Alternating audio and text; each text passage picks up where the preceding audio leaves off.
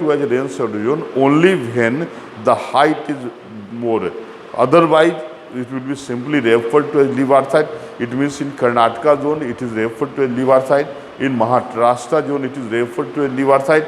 But in Tamil Nadu area, it is referred to as rain shadow zone. So what is the basic difference between leeward side and windward side? It is clear now? Okay. Downslope wind is very become warm now, and its all representative example is Chinook of North America. Also in Chinook descend downslope along eastern slope of Rockies. Okay, that's why it become warm. Start melting of the snow, and hence it is also referred to as a snow eater. It is clear now? So what is the basic difference between the windward side and leeward side? We actually, what is the meaning of orographic rainfall? It is clear now? So you see, in India, most of the rainfall is in the form of orographic rainfall, because you see between June to September is referred to as summer monsoon or southwest monsoonal period. Na? During this period, in India receives 74% of the total annual rainfall, na? And 95% of the total rainfall is in the form of orographic rainfall. Okay. Again, during you see retreating monsoon, that is northeast monsoon or winter monsoon, right? It is mostly in the form of orographic rainfall, because you see if the retreating monsoon return back here now, so in now Tamil Nadu is located with respect to northeast. Tamil Nadu is located along windward side now, so that's why during first week of December, Tamil Nadu get rainfall from northeast monsoon or winter monsoon, and almost 110 centimeter rainfall is recorded in Tamil Nadu. Got the information clear? Got clear? है ना? Clear information about Tamil Nadu ना? Tamil Nadu is located along along rain shadow zone with respect to southwest monsoon. That's why during winter it not receive rainfall. During winter it get rainfall as it is located along windward side of the mountain. It is clear na? And 110 centimeter of the rainfall is recorded in Tamil Nadu during December. Okay. So what is the position? It is clear. Sometimes what happen, you see, what is orographic rainfall? It is clear na? The upliftment of wind along the slope of the mountain is referred to as mechanical upliftment. Okay. Mechanical upliftment. Sometimes what happen, you see, if the slope is much more extensive, okay, right, much more extensive, suppose this is the slope of the mountain, it is much more extensive now. So in this case, at some distance, up to some distance, the rainfall gradually increases na? But after a limit there occur reduction in the rainfall na? Right? This phenomena is referred to inversion of precipitation. Inversion of, when it occurs along the windward side of mountain, it is clear na? When if the slope is much more extensive, in this case up to a particular height, rainfall gradually increases. Then after it reduces na. So this is referred to as, this is referred to as inversion of precipitation. Okay, so what is convectional rainfall? It is clear. What is orographic rainfall? It is clear now. Okay, we discussed convectional rainfall, we discussed orographic rainfall. Then third type of precipitation is frontal precipitation. F-R-O-N-T, right? Frontal precipitation. This is very important topics. You see, what is front? Front is also referred to as secondary circulation. Okay. It is said that when front is also referred to as zone of discontinuity or transition zone. Zone of discontinuity or transition zone, because along with the front there occur wind shear, right? Deflection in the direction of the wind is technically referred to as wing shear. Getting well now? Actually, when two contrasting air mass converge, right, along a line, then front formation occur. The process of formation of front is referred to as frontogenesis, and process of destruction of front is referred to as frontolysis. Okay, you see, frontogenesis is a wide term which include two phenomena. One is the formation of new front, and second is re-strengthening of weak front. Both phenomena are included under frontogenesis. Getting well now? Right? Formation of new front or re-strengthening the old or weak front is also included under the term frontogenesis. On the other hand, frontolysis the process of destruction of front. Getting well now? Front formation occurs when two contrasting air mass converge. It is clear? When there occur convergence of two contrasting air mass along a line. Getting well? I am giving the example. You see, if this is our surface and this is, है ना, suppose this is warm air mass, or this is cold air mass,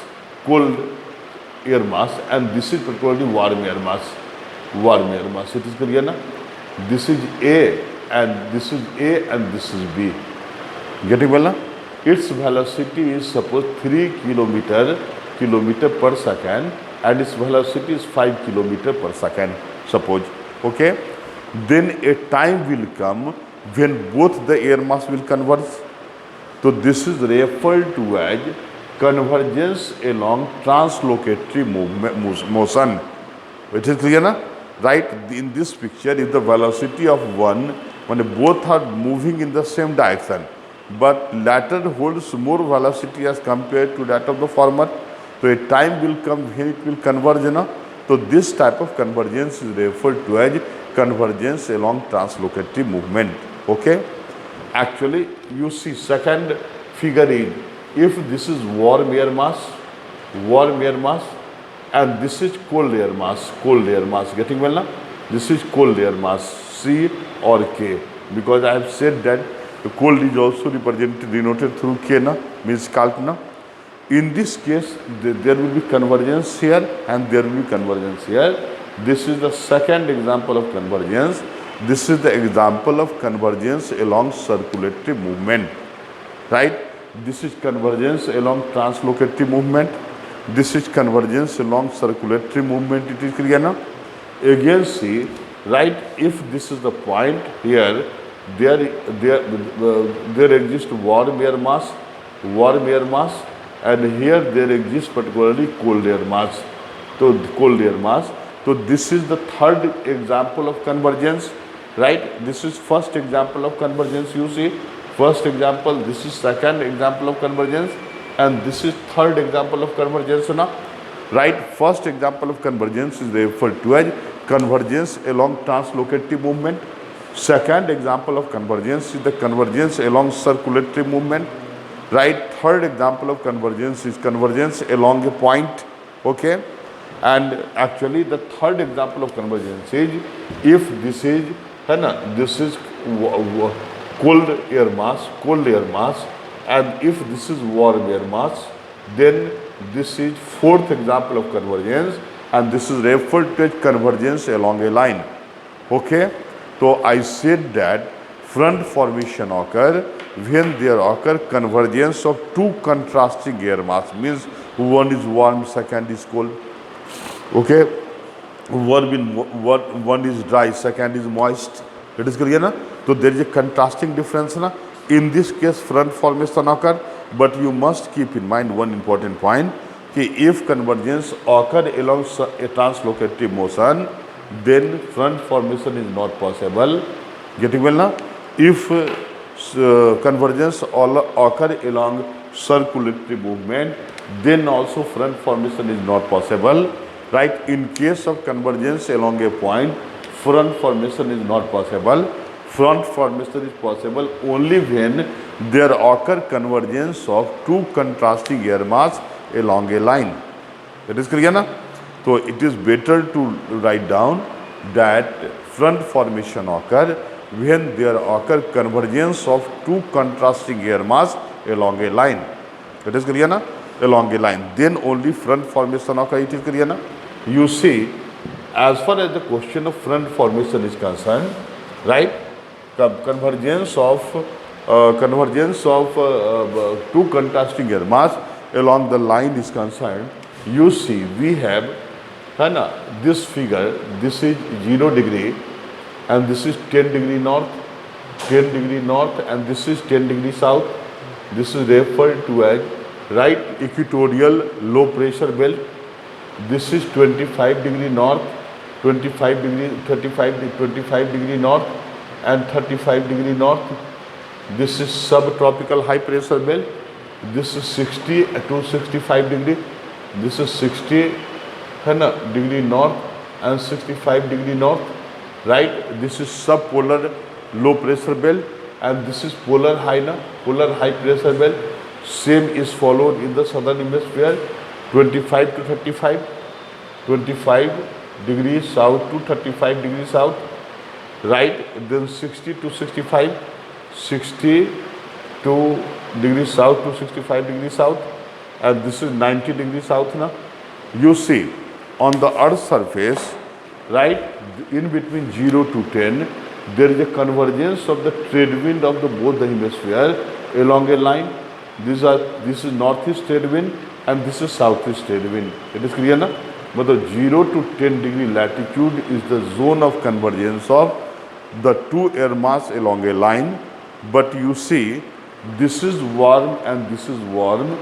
Both air mass, though they converge along a line, but both are having the same feature, same character.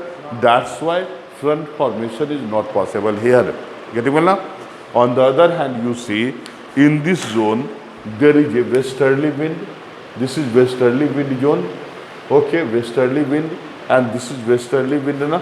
So westerly wind is warm. This is also warm. Okay, and this is polar easterly, polar easterly, polar easterly, polar easterly here, and polar easterly here, polar easterly wind. Getting well now? So in between 60 to 65 degree latitude, there occur convergence of westerly warm air mass and polar easterly cold air mass. Now you can say that there occur convergence of two contrasting air mass along a line. Getting well? So and hence 60 to 65 degree latitude is considered most ideal zone for front formation on the Earth's surface. It is clear now? So how, in which condition front formation will occur? And you know that the process of formation of front and re-strengthening of old front is referred to as frontogenesis. It is clear now? So 60, this is the most ideal zone on the Earth for the front formation. It is clear now? 60 to 65 degree north and 60 to 65 degree south. Since the front are close to the polar zone, that's why normally the front which is produced in the zone is referred to as polar front. It is clear now? Okay, and you see 60 to 65 degree latitude will get most of the rainfall in the form of frontal precipitation. Getting well now? What is the meaning of front? It is clear. The front formation occur when when two contrasting air mass converge along a line, then front formation occur. Getting well now? Now see, when two contrasting air mass converge along a line, suppose this is Earth's surface, and here warm air mass and this is the cold air mass now. So when they will converge, you see, they will converge. A transitional zone is created along the zone of contact now. It is clear now? But you see, to enhance this front will be produced now. If it is warm, its temperature is suppose its temperature is 40 degrees Celsius and its temperature is 10 degrees Celsius. Right? They are having contrasting temperature difference. That's the front is produced. So you see, either of the two wind or air mass will have different velocity. Okay, either warm will having more velocity as compared to cold, or cold is having more velocity as compared to that of warm. So that's why you see both will try to penetrate in each other's zone. So that's why front is not found vertically, but it always remain in inclined form, and along acute angle triangle there exists cold particularly air mass, and here there exists warm air mass. Getting well now? So front never remain in the vertical form, it always remain particularly inclined form and inclined stage, and along acute angle triangle there exists cold air mass, and the opposite side there exists particularly warm air mass. It is clear now? You see, Actually, its temperature, this front will adopt the character of this and will transmit this character to in this side. It will also adopt the character of this and finally transmit this character to this side now. So ultimately, this both will attain the temperature of 25 degrees Celsius now. Same temperature will occur. Then this front will have no use and hence it will get destroyed. It is referred as frontolysis. Getting well now? Right? So actually, front is referred to a zone of discontinuity or zone of transition. Getting well now? Right? Now see, as far as the question of front is concerned, there are three type of front. Right? There are three type of front. One is warm front.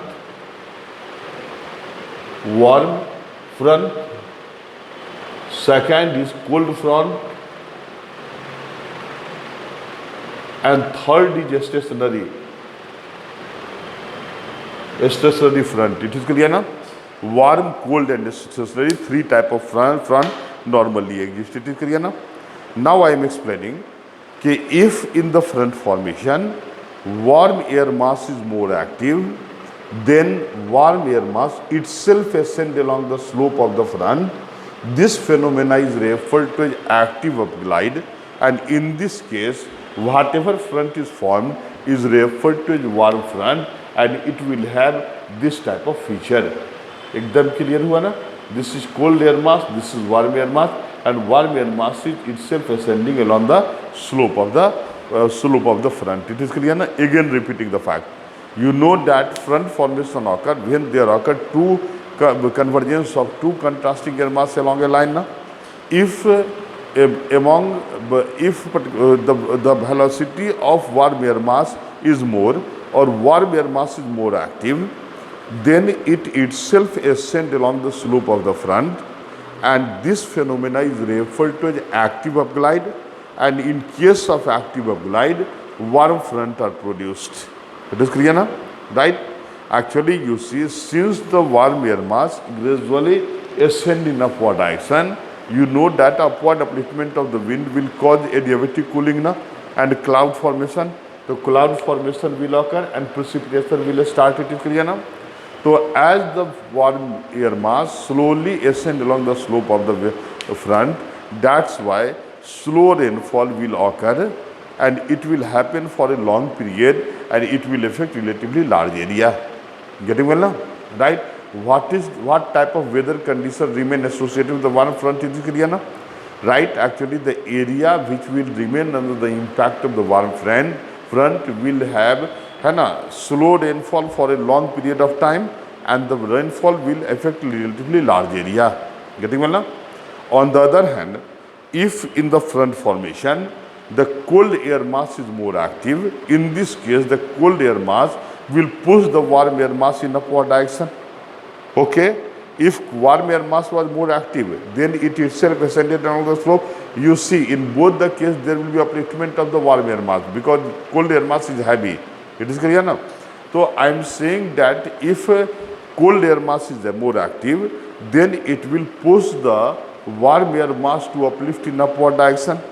This phenomena is referred to as passive upglide, and in case of this was the case of active upglide. Active upglide. In this case, warm air mass was more effective, was more active. Okay?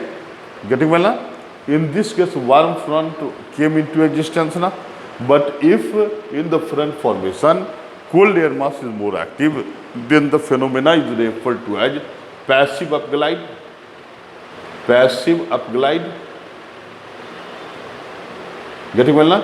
In this case, cold air mass is more active,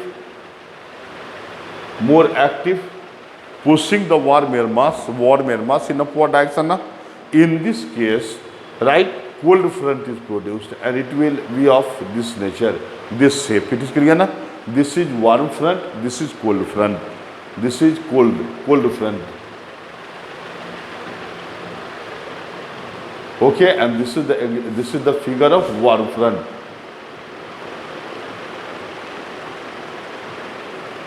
Right? It is obvious that in case of active upglide, warm front is produced. In case of passive upglide, uh, cold front is produced. Actually, you see, in case of cold front, heavy rainfall occur in a short span of time with lightning and thunder, and it will affect relatively limited area. Okay, what is the basic the weather difference associated with the warm front and cold front? It is clear now. In case of warm front, slow rainfall for a long period of time will occur. It will affect relatively large area. On the other hand, in case of cold front, heavy rainfall in a short span of time occur, and it affects relatively limited area. So what is the basic difference between cold front and warm front? Got it now? Cold front and warm front, it is clear, right? And if cold air mass is located in lower part and warm air mass in upper part, in this case a front parallel to the earth surface is formed. This is referred to a stationary front. Okay, right? A stationary front when produced remain static for a long period, and rainfall depend on the humidity content of the associated air mass. Getting well now? So we have three type of rainfall. If adequate humidity is available there, then rainfall may occur for a long period or longest period of time. In case of stationary front, it is clear now. So we have cold front, warm front, and stationary front. And what is the nature of the precipitation? Right? Whatever precipitation which is associated with the front is referred to as frontal precipitation. Getting well now? So far we discussed about convectional precipitation, right? Orographic precipitation and frontal precipitation. As far as the question of India is concerned, right, in India we record convectional rainfall, we record orographic rainfall, but there is no direct incidence of the frontal rainfall. That is clear now? Because India is the zone of the tropical air mass. Okay, cold air mass are not allowed to enter inside India due to the mechanical barrier posed by Himalaya. Okay. And fourth type of precipitation is cyclonic rainfall. You know that cyclone is defined as convergence and upward upliftment of the air, right? Lastly, there is cyclonic rainfall, na? Cyclonic rainfall or precipitation, na? So you know that cyclone is defined as the convergence and upward upliftment of the air. It is clear now? Okay. So when upward upliftment of the air will occur, there will be adiabatic cooling of the air, and hence condensation will occur and cloud formation occur and rainfall will start, and this type of rainfall is referred to as cyclonic precipitation. It is clear now? We have two examples of cyclone. One is tropical cyclone and second is temperate cyclone. You must know that at the eye of the cyclone, that is at the low pressure zone, low pressure center, no rainfall occur, because according to the picture taken through satellite revealed that above the eye of the cyclone there remain descending tendency of the air, producing anticyclonic condition in the zone. Okay, but the peripheral region of the tropical cyclone do have almost same amount of rainfall. Nature of the rainfall is also the same. Okay, but in case of temperate cyclone, right, you know that temperate cyclone may be represented through on the basis of this figure now. So actually you see, this is first part, this is second part, this is third, and this is fourth now, right? This first is referred to as warm front, second is referred to as cold warm sector, third is referred to as cold front, and fourth is referred to as cold sector. I had discussed these topics in my cyclone and anticyclone video. Getting well now? So actually you see, this is the figure pictographic representation of temperate cyclone. So if temperate cyclone is moving in this direction and A is the place, so first A will come under the impact of number one now, that is warm front. So in this case, slow rainfall for a long period of time will occur and it will affect relatively large area. Then A will come under the influence of second, that is warm sector. Temperature will increase, relative humidity will decrease. Then the area will, A will come under the influence of the cold front. Then heavy rainfall for a short, in a limited period of time will occur, and it will be associated with lightning and thundering. Then A will come under the influence of cold sector. It will cause reduction in temperature, increase in the pressure, and also particularly decrease in the and decrease and reduction in the temperature condition. Getting well now? So actually this is the example of cyclonic precipitation. It is clear. Actually you see, as far as the question of India is concerned, the coastal part of India remain affected by the tropical cyclone, okay, but North India remain under the impact of the temperate cyclone in the form of western disturbance during December and January. Getting well now? So this is the type of precipitation. It is clear now? Actually there is no equal distribution. The average rainfall recorded on the earth is 97.5 centimeter is the average rainfall recorded on the earth's surface. It is clear now? Right, oceanic zone record more rainfall as compared to that of the continental area. Getting well? And there are certain part, actually, as for example, equatorial zone and western European area, which is referred to European type of climate or British type of climate, get rainfall throughout the year. Mediterranean climatic zone will have rainfall mainly in the winter season. Right, China type of climate will get rainfall mainly in the summer season. It is clear now? India is the monsoonal country. You know that most of the precipitation is recorded during summer season, which is referred to as southwest monsoon, right? And winter monsoon will, southwest monsoon causes 74% of the average annual rainfall, whereas northeast monsoon, right, causes rainfall only 13% over Indian subcontinent. Getting well now? That's what about condensation, theory of precipitation, type and form of precipitation. Best of luck. Okay. ये क्या था class रहा?